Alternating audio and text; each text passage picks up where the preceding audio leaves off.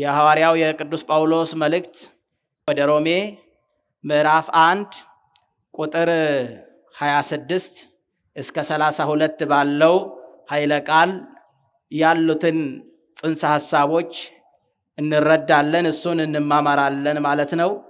እግዚአብሔር አምላካችን ለአባቶቻችን ለነቢያት ትንቢቱን እንዲናገሩ፣ ለአባቶቻችን ለሐዋርያት ቃሉን እንዲመሰክሩ ጥበብን የሰጣቸው ለእኛም ጥበቡን እንዲሰጠን መልካም ፈቃዱ ይሁንልን። ደግሞም አባቶቻችን ሰማዕታትን ቃሉን በመከራ ውስጥ ለመመስከር ያስጨከናቸው እግዚአብሔር እኛንም ቃሉን በመመስከር እንዲያጸናን መልካም ፈቃዱ ይሁንልን። እንግዲህ የሐዋርያው የቅዱስ ጳውሎስ መልእክት ወደ ሮሜ በጣም ጥልቅ ሐሳቦች ያሉት እጅግ በእኛ አእምሮ ሊመረመሩ የማይችሉ ረቂቅ ምስጢሮችን ያዘሉ ከመጽሐፍ ቅዱስ ክፍል አንዱ ነው። እኛ በሚጠቅመንና ለኛ በሚሆን መልኩ የተወሰኑትን ሐሳቦች መጽሐፉን ጽንሰ ሐሳቡን ለመረዳት ያክል በመጽሐፍ ውስጥ ያሉ አንዳንድ ሐሳቦች ጥያቄ እንዳይሆኑብን ያክል አንዳንድ ጥቂት ሐሳቦችን ከመካከሉ እያነሳን እየተማማርን እንሄዳለን። እንግዲህ የእግዚአብሔርን ቃል ከመጽሐፍ ተምረነው የምናገኘው አለ። ደግሞም ራሱ እንዲገልጥልን እግዚአብሔርን በጸሎት የምንለምንበት የመጽሐፍ ቅዱስ ክፍል ወይም ደግሞ ሐሳብ እንዳለ በዚህ በመረዳት በእኔ በደካማው ሊገለጡ የሚችሉትን እግዚአብሔር መንፈስ ቅዱስ ባቀበለኝ መጠን የተወሰኑትን ሐሳቦች እንነጋገራለን። ከዛ የተረፈውን ደግሞ እናንተ እቤታችሁ ገብታችሁ በማንበብ እንዲሁም ደግሞ በጸሎት እግዚአብሔርንም በመጠየቅ የምታገኙት ይሆናል ማለት ነው። እግዚአብሔር እንዲረዳን መልካም ፈቃዱ ይሁንልን። ሮሜ ምዕራፍ 1 ቁጥር 26 ላይ ያለውን ኃይለ ቃል መጀመሪያ አነብላችኋለሁ። እንዲህ ይላል፣ ስለዚህ እግዚአብሔር ለሚያስነውር ምኞት አሳልፎ ሰጣቸው፣ ሴቶቻቸውም ለባህሪያቸው የሚገባውን ሥራ ለባህሪያቸው በማይገባው ለወጡ። እንዲሁም ወንዶች ደግሞ ለባህሪያቸው የሚገባውን ሴቶችን መገናኘትን ትተው እርስ በርሳቸው በፍትወታቸው ተቃጠሉ።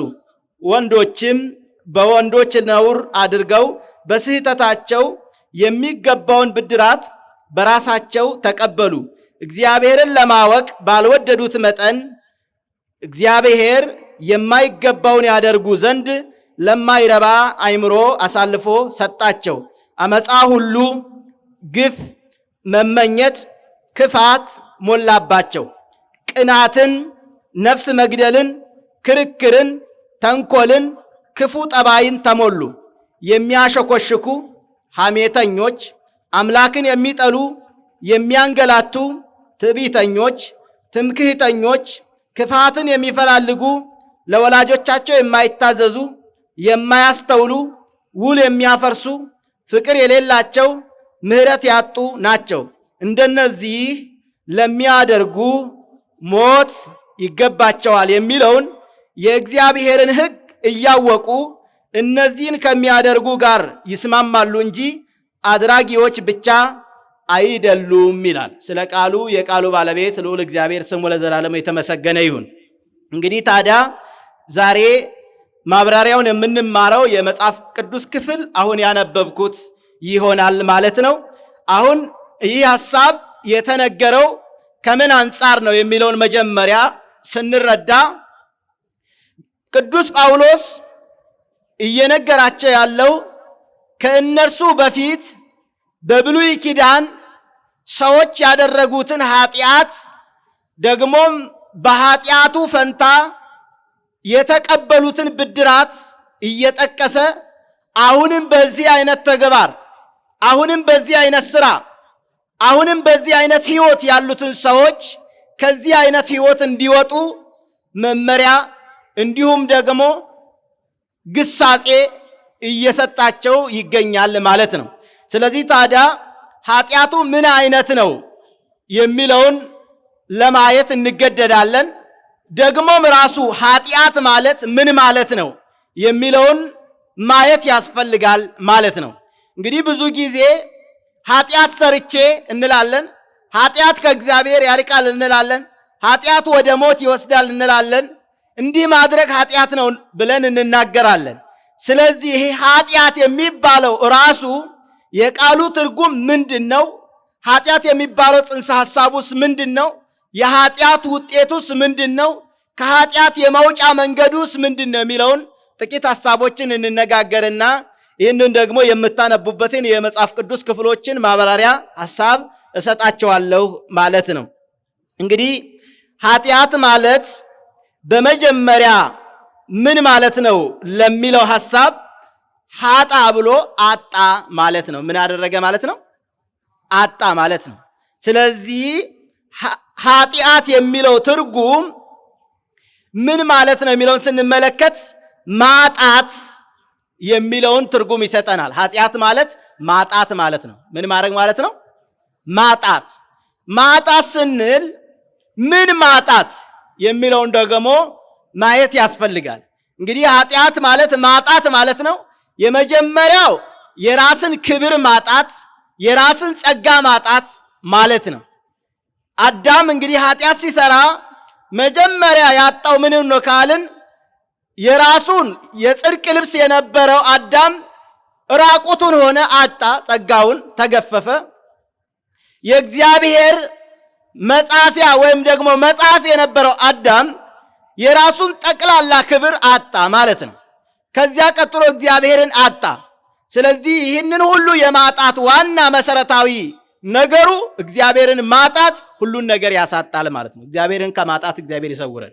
ስለዚህ እግዚአብሔርን ማጣት ወይም ደግሞ እንግዲህ ቃሉ ማጣት ማለት ነው ብለው ተርጉመዋል ማለት ነው። በመጽሐፍ ቅዱስ መዝገበ ቃላት እንዲህ ብለው ተርጉሞታል። ኃጢአት የሚለውን ትርጉም ሲተረጉሙት ስህተት ብለው ተርጉሞታል። ምን ብለው? ስህተት። እንዲሁም ደግሞ ክፋት ብለው ተርጉሞታል። ሕግን መተላለፍ ማለት ነው ብለው ተርጉሞታል። ሌላው ደግሞ አመፃ፣ በጎ ማድረግን አውቆ አለመስራት፣ በእምነት መሰረት አለመኖር፣ ወደ እግዚአብሔር ክብር አለመድረስ ተብሎ ተተርጉመዋል ማለት ነው። የኃጢአት ትርጉሞች ስህተት ተብሎ ተተርጉሟል። ሕግን መተላለፍ ተብሎ ተተርጉሟል። ክፋት ተብሎ ተተርጉሟል። አመፃ ተብሎ ተተርጉሟል። በጎ ማድረግን አውቆ አለመስራት ተብሎ ተተርጉሟል። በእምነት መሰረት አለመኖር ተብሎ ተተርጉሟል። ወደ እግዚአብሔር ክብር አለመድረስ ተብሎ ተተርጉሟል ማለት ነው። በዕብራይስጥ ቋንቋ መተርጉማኑ እንዲህ ብሎ ተርጉሞታል። ኃጢአት ማለት ዓላማን መሳት ማለት ነው ብሎ ተርጉሞታል። ዓላማን ምን ማድረግ? መሳት። ዓላማን መሳት ማለት ብለው ተርጉሞታል። ለምን ካልን ሰው የተፈጠረበት ዋና ዓላማው እንጀራ በልቶ ቤት ሰርቶ ጥሩ ጥሩ ልብስ ለብሶ በምድር ላይ አምሮበት እንዲኖር የተፈጠረ ፍጥረት አይደለም። ስሙን ጠርቶ ክብሩን ወርሶ እንዲኖር አይደለ የተፈጠረው። ስለዚህ ታዲያ ስሙን ጠርቶ ክብሩን ወርሶ ለመኖር የተፈጠረው ሰው በምድር ላይ ብቻ በምድራዊ ሐሳብ ብቻ ሲቀር ዓላማውን ስተዋል ማለት ነው። ስለዚህ ኃጢአት ማለት ዓላማን መሳት ማለት ነው ብለው ተርጉመዋል ማለት ነው። በግሪክ ቋንቋም የተረጎሙ መተርጉማን ወደ ታቀደ አለመድረስ ብለው ተርጉሞታል። እግዚአብሔር ያቀደልን በገነት እንድንኖር ደግሞም እየታደስን ሺህ ዘመን እየታደስን በክብር እንድንኖር ነበረ። ስለዚህ ታዲያ በእኛ ምክንያት እግዚአብሔር ወዳቀደልን እቅድ መግባት አልቻልም ማለት ነው። ስለዚህ ያ ዓላማን መሳት ወደ ታቀደው አለመድረስ የሚሉትን ነገሮች ያመለክታል ማለት ነው። ኤጋ ጩቡ ጀቹን ማል ጀቹዳ ኢሰ ጀዱፍ ዱርሰ ከነ ኡበቹን በርባቺሳዳ ጩቡ ኢሰ ጀዱ ሰና አቦቲን ኬኛ አኩማ ሂከንቲ ጩቡ ጀቹን ዳቡ ጀቹዳ ኤኙ ዳቡ ጋፈ ጀኑ ዋቀዮን ዳቡ ጋፈ ዋቀዮን ዳቤ ሞ ነምኒ ወንተ ሁንደዩ ኒ ዳባ አዳሚን ጋፈ ዋቀዮን ጅሬኛ ሳ ኬሳ ዳቡ ቁላ ኢሳት ተኤ ቀቤኛ ኬና አያና ኢሳፍ ላተመ ሁንደዩ ኒ ዳቤ ከናፉ ዋቀዮን ጅሬኛ ኬሳ ዳቡራ ዋቀዮን ሀበራሩ ኢካ ኪታበ ቁልቁሉት irratti akkuma abbootiin keenya barsiisanitti barreessanitti cubbuu jechuun dogongora akkasumallee hammeenya, seera cabsuu, akkasumallee laphee keessatti haaloo qabachuu, waan gaarii hojjechuu otoo beekanuu hojjechuu dhiisuu, egaa kara amantiitti ce'uu dhabuu, kara yaada yookaan immoo kaayyoo karoora kennameef sanatti ga'uu dhiisuun isaa kuni cubbuu jedhameetoo yaamama yookaan immoo waamama jechuudhaan abbootiin keenya barsiisaniitu jiru jechuudha. Waaqayyoon kan nuuf karoorse nuniin mana ijaarree uffata gaarii gaarii uffanne biyya lafaa kana irratti aangoo qabanne nyaata biyya lafaa kana nyaanne akka biyya lafaa kana irratti deddeebinee jiraannuuf qofa osoo hin taane maqaa isaa waamne isa kabajne kennaa isaa hin dhumne sanarraa fudhanne kabaja bara baraatiin samiirra akka jiraannuuf Waaqayyoon nu ayyamee jira, nuuf karoorsee jira. Nuniin garuu karoora sanaan deemuu waan hin dandeenyeef karoorarraa goruu jechuudhaan abbootiin keenya hiikaa cubbuu nutti himanii jiru jechuudha. Kanaafuu karoora nuuf kenname irratti akka deddeebinuuf Waaqayyo nu haa gargaaru። እንግዲህ ኃጢአት ማለት ምን ማለት እንደሆነ እንግዲህ በተወሰነ ሐሳቦች ተመልክተናል ማለት ነው። መጽሐፍ ቅዱስ መዝገበ ቃላት ላይ ያለውን እንዲሁም ደግሞ በግሪክ የተረጎሙ አባቶቻችን እንዴት እንደተረጎሙ በዕብራይስጥ ቋንቋ የተረጎሙ አባቶችም እንዴት እንደተረጎሙ በተወሰነ ደረጃ አይተናል። ምክንያቱ ምንድነው? እንግዲህ ይህንን ወደ ታቀደ ዓላማ እንዳንደርስ የሚያደርገን ምክንያቱ ምንድነው? ከዛ ክፋት፣ አመፃ፣ ስህተት እነዚህን የዘረዘርናቸው ነገሮች እንድናደርግ የሚያደርጉ ነገሮች እነሱ ምንድናቸው የሚለውን እናያለን። እነሱን እንድናደርግ የሚያደርጉ ነገሮች የመጀመሪያ ከራሳችን ስንነሳ የገዛ ነፃ ፈቃዳችን እንደዚህን እንድናደርግ ያስገድዱናል ማለት የገዛ ምናችን ነፃ ፈቃዳችን። ይህንን የቤተ ክርስቲያን አባቶች እንዲህ ብለው ተርጉመውታል። ማሪሳቅ የተባለው መጽሐፈ መነኮሳት የመጀመሪያው ክፍል ማሪሳቅ ምዕራፍ 2 ወይም ደግሞ አንቀጽ 2 ላይ እንዲህ በማለት ገልጦታል። ኃጢአትሰ ኢኮና ርሁቃተ አላም ታይተ እገሪከ ይነቃ። ኃጢአት ከሩቅ ከሆነ ሰው ጋር ወይም ደግሞ ከሆነ ቦታ የሚመጣብህ ጠላት አይደለም። ኃጢአት ካንተ ልብ ውስጥ ይመነጫል፣ ካንተ እግር ስር ይመነጫል፣ ካንተ ሐሳብ ውስጥ ይመነጫል ብሎ ይናገራል። አሁን አዳምን ኃጢአት እንዲሰራ ያደረገው ሰይጣን ብቻ አይደለም። የመጀመሪያ የእርሱ ምንድነው? ፈቃድ። ሰይጣን ምንድነው ያቀረበለት? ብትበላ ምን ትሆናለህ? አምላክ። ብትበላ ምን ትሆናለህ? ንገሩኛ። አምላክ ትሆናለህ። ዕፀ በለሱን ብትበላ ምን ትሆናለህ? አምላክ ትሆናለህ የሚል ነው ሐሳብ የሰጠው እንጂ ቆርጦ አላጎረሰውም ዲያብሎስ። ታዲያ አዳም አወጣና አወረደ። አሃለካ ብበላ አምላክ ሆናለሁ ማለት ነው? ብበላ ፈጣሪ ሆናለሁ ማለት ነው? ብበላ የአማልክት አምላክ ሆናለሁ ማለት ነው ብሎ አሰበና አውጥቶ አውርዶ ዕፀ በለሱን በላ። በልቶ ምን ለመሆን? አምላክ ለመሆን ማለት ነው። ስለዚህ ይሄንን ያደረገው ነፃ ፈቃዱን ተጠቅሞ ከራሱ በመነጨ ሐሳብ እንጂ ከሌላው በመጣ አይደለም ማለት ነው። ስለዚህ ዛሬም እኛ ኃጢአት የምንሰራው ከራሳችን በመነጨ የኛ ፈቃድ በሚያመነጨው ወደ ኃጢአት መንገዶች እንሄዳለን ማለት ነው። ራሳችን ወደን ፈቅደን የምንሄድባቸው ሁኔታዎች አሉ ማለት ነው። ሌላ ከሰይጣን በኩል ኃጢአት እንድንሰራ ከሰይጣን በኩል የሚመጣብን የክፉ ጠላት አሰራርም ደግሞ አለ። ይህንን ደግሞ በዮሐንስ ወንጌል ምዕራፍ 8 ቁጥር 44 እንዲሁም ደግሞ ትንቢተ ኢሳይያስ ምዕራፍ 14 ቁጥር 12 እስከ 15 ስትመለከቱ ይህንን ሐሳብ ያስቀምጣል ማለት ነው። ከመላእክት አንዱ የነበረው ዲያብሎስ ከገዛ ራሱ ክፉ ፈቃድን ስላመጣ የኃጢአት ምንጭ ሆነ ይላል። ስለዚህ ወደ ሰው ልጆች ኃጢአት የሚለውን ነገር እንደ መረጃ ወደ ሰው ልጆች ይዞ የመጣው የመጀመሪያው ሰይጣን ነው ማለት ነው።